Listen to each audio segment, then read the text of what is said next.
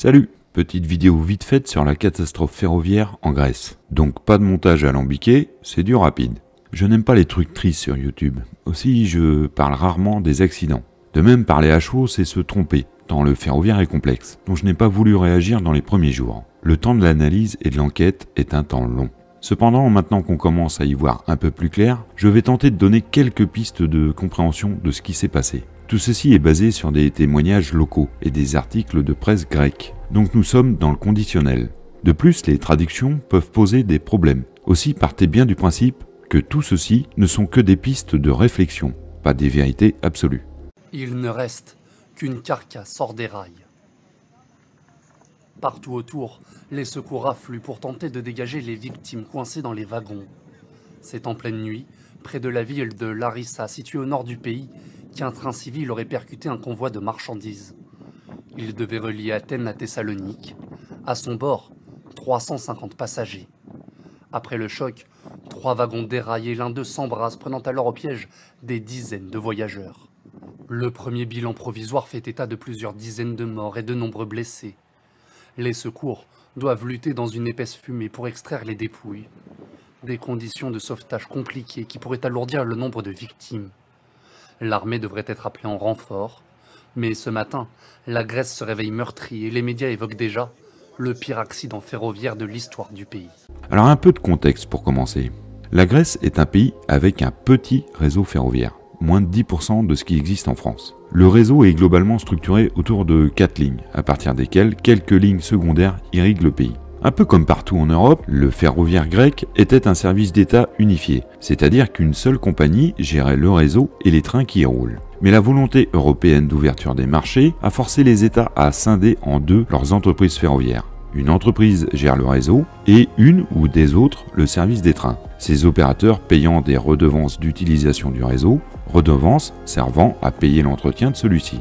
Pendant longtemps, le service ferroviaire grec a servi à l'État à cacher une partie de sa dette. En effet, la dette du ferroviaire n'apparaissait pas dans les comptes de l'État. Aussi, quand il fallait relancer l'emploi à l'échelle du pays, l'État faisait des recrutements massifs dans le ferroviaire et transférait ses personnels après coup dans divers services.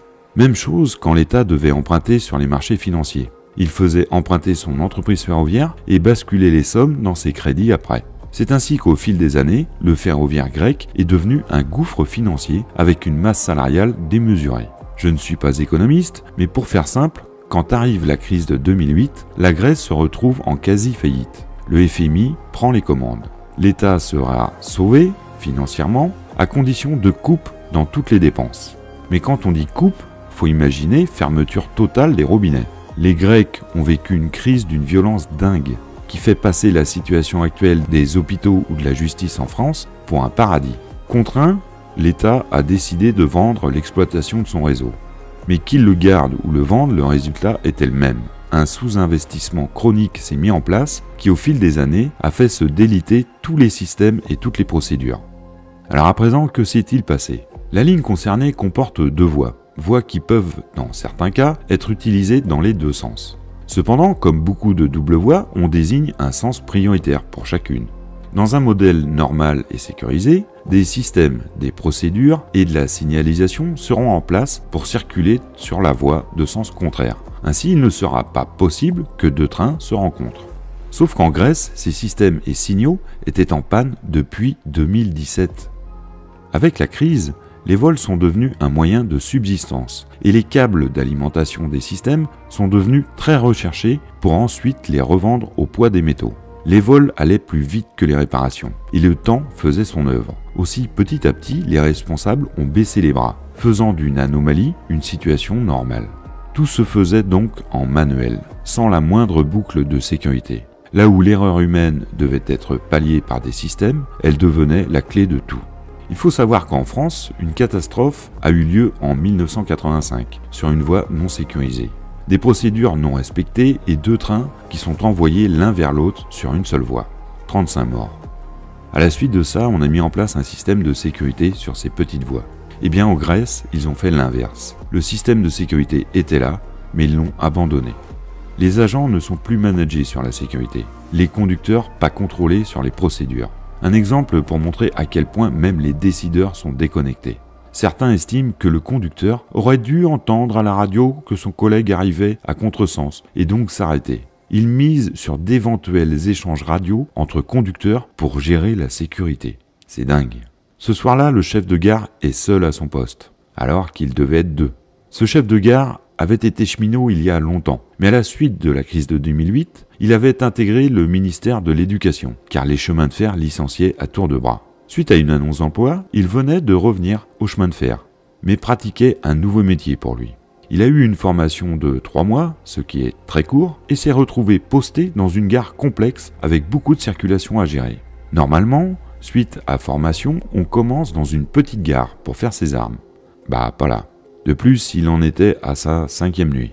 Donc nous avons un agent peu formé, peu expérimenté, qui se retrouve seul aux manettes d'une gare avec une grosse charge, et dont les systèmes de sécurité sont en panne depuis des années. Pour une raison qui reste à définir, l'aiguilleur, donc le chef de gare, décide d'envoyer un train à contresens. Et ses échanges avec la gare à l'autre bout de la ligne sont pour le moins lunaires. L'autre l'avise que s'il fait ça, 2 trains vont se retrouver face à face. Ce à quoi l'aiguilleur répond « ça va bien aller ». 17 minutes avant l'impact, l'aiguilleur est de nouveau informé que les 2 trains vont se rentrer dedans, mais il semble totalement dépassé par la situation. Perdu, il n'agit pas. La supervision des trains, un service qui contrôle tous les mouvements à un cran au-dessus, a été dissoute, car l'opérateur ne voulait plus la payer et estimait pouvoir faire mieux sans ça. Donc pas non plus de boucle de sécurité au-dessus. La dernière boucle ne pouvait être que le conducteur. Il aurait dû être informé qu'il allait rouler à contresens, mais ne l'a pas été. Il aurait donc dû s'arrêter, mais ne l'a pas fait. Se souvenait-il de sa procédure? A-t-il subi un biais de confirmation? À force de ne plus être contrôlé sur les procédures et d'évoluer chaque jour dans un système complètement non sécuritaire, le risque devient la norme, et alors tout peut être accepté. Alors oui, l'aiguilleur, souvent appelé chef de gare dans les médias, semble directement responsable.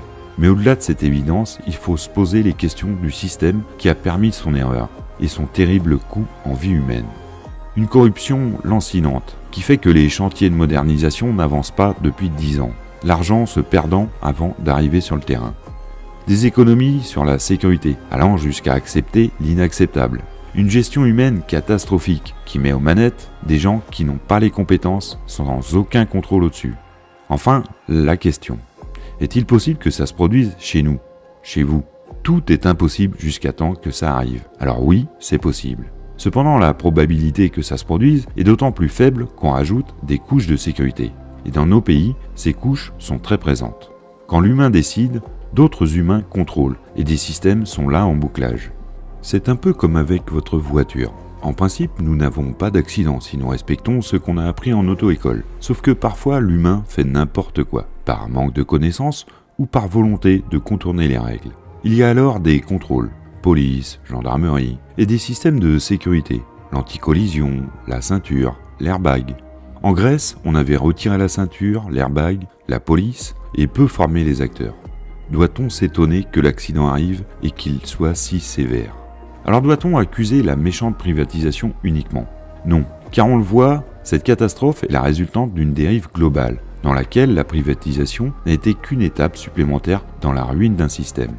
C'est tout à la fois un échec économique, humain et technologique, qui découle d'une déliquescence d'État. La sécurité coûte toujours trop cher, jusqu'au jour où elle sert. La sécurité est souvent bloquante et jugée trop rigide, trop chiante, jusqu'au jour où elle manque.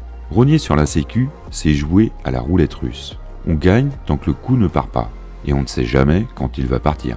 L'oublié aura fait 57 morts. Allez, tchou-tchou. Un peu triste.